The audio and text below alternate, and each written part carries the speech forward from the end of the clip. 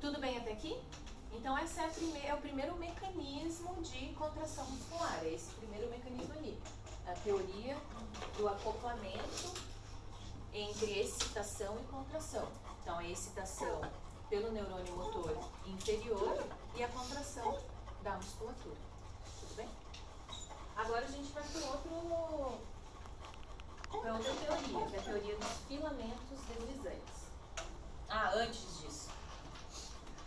Isso aqui é bastante importante, ó. A gente tem nessa fenda sináptica essas bolinhas azuis aqui, ó. Essas bolinhas azuis estão representando uma enzima. Essa enzima é chamada acetilcolinesterase. O que a acetilcolinesterase faz? Quebra a participação retornar. Exatamente. A acetilcolinesterase, ela hidrolisa, cliva, quebra, degrada a acetilcolina que fica na fenda sináptica, tá? A função da acetilcolinesterase é super importante, porque isso vai permitir que em um momento a gente esteja contraindo a musculatura, mas assim que eu ou um pouquinho antes de eu relaxar ela, ou para eu conseguir relaxar a musculatura, essa acetilcolina tem que ser degradada da fenda sináptica, senão a musculatura vai continuar rígida, vai continuar contraída. Então, quando a gente relaxa, pensem assim, quero relaxar meu músculo. Pensei no relaxamento, o neurônio motor superior e o inferior param de emitir potenciais de ação. Então, para de liberar acetilcolina na fenda. Logo, a acetilcolinesterase vai degradar todo o restinho que ficou ali e aí a musculatura relaxa. Tudo bem? Isso acontece de forma muito rápida, né? A gente nem pensa nisso e isso está acontecendo no tempo inteiro. Uma atrofia pode ser a deficiência na acetilcolinesterase, né? Não, porque pensa, se tiver um monte de acetilcolinesterase, você falou falta de acetilcolinesterase, né? Tá, se não tiver acetilcolinesterase na fenda, aí vai estar liberando a acetilcolina e estimulando a contração, mas não o relaxamento. Ah, entendi. Não, mas aí o que vai acontecer, a maioria das vezes, é um super estímulo da musculatura. Ela vai ficar fibrilando, ela vai ficar fazendo uns tremores musculares, que nem quando a gente tem, tipo quando a gente tem esses musculozinhos que ficam pulando assim, saltando, isso é o neurônio motor inferior que está liberando o neurotransmissor, sei lá por quê. A gente associa isso com estresse, cansaço, né? E realmente está associado com isso, tá? Então ele fica liberando de forma descoordenada a acetilcolina na fenda e a gente fica com aqueles tremores. Tá? Então, quando a acetilcolinesterase está bloqueada, a gente vai ter contração muscular em excesso.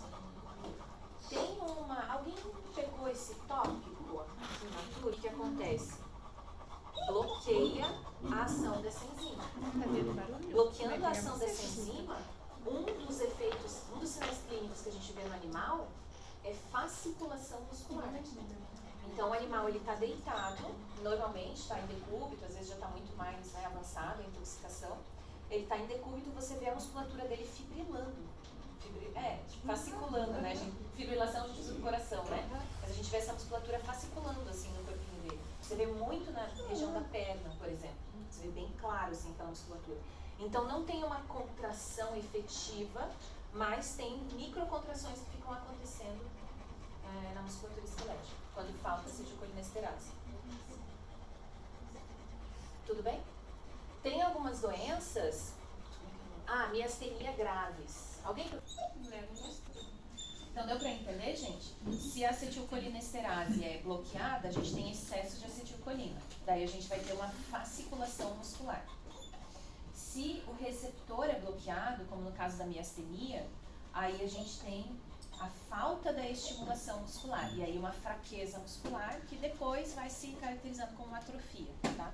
Mas demora, né, a atrofia para acontecer. Então antes disso tem sinais clínicos que vão aparecer, que é uma fraqueza muscular. Beleza? Então tá bom. Então a acetilcolinesterase, essa enzima que está ali, tem que lembrar. Então, coisas que a gente tem que lembrar aqui dessa fenda sináptica. Tem a participação do cálcio, tem as vesículas citoplasmáticas e tem o neurotransmissor que é a acetilcolina.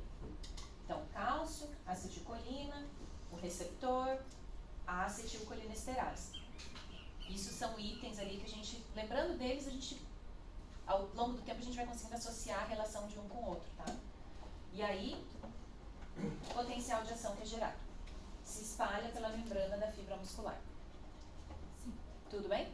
Não vi essa questão. Ocorre então a contração muscular. Depois que, agora mais um mecanismo, tá? Mais uma historinha para contar. Então, depois que esse potencial de ação ele se espalha pela membrana plasmática, isso aqui é fibra muscular, isso aqui é o neurônio motor. Depois que esse potencial de ação se espalha pela membrana plasmática, ele vai entrar nos túbulos T. Lembra dos túbulos T? Então, entra no túbulo T. Aí, o que vai acontecer aqui no fundo do túbulo T? Lá no fundo do túbulo T, a gente tem duas proteínas. Essas proteínas recebem nomes engraçadinhos. Essa proteína aqui, que está ligada com a membrana plasmática, ela é chamada de dihidropiridina. E essa que está ligada aqui com isso daqui, que é o retículo sarcoplasmático, essa outra proteína, ela é chamada rianodina. Então, a associação que a gente tem da dihidropiridina com a rianodina. A dihidropiridina está ligada na membrana plasmática, a rianodina no retículo sarcoplasmático. E elas estão conectadas por uma proteínazinha aqui entre elas. Ó. Então, elas estão ligadas. E daí, o que acontece? Quando esse potencial de ação chega lá no túbulo T, elas são sensíveis à voltagem. Então, vai mudar a conformação da proteína quando a voltagem chega lá. Do mesmo jeito que a gente tinha o canal de sódio fechado, mas quando vem o potencial de ação ele se abre, a gente tem essas proteínas aqui sensíveis a essa voltagem também. Então, quando o potencial de ação chega aqui, essa proteína muda a sua conformação e, como ela está ligada com a rianodina, ela acaba abrindo o retículo sarcoplasmático. E aí, o que tem dentro do retículo sarcoplasmático? Cálcio. Abriu o retículo sarcoplasmático, o cálcio vai para o citoplasma. E aí entra em contato com a proteína para fazer modificação. Exatamente. Aí o cálcio, ele vai entrar em contato com a troponina, que vai mudar a sua conformação, mudando a posição da tropomiosina e expondo os sítios de ligação da actina, para ligar com a miosina.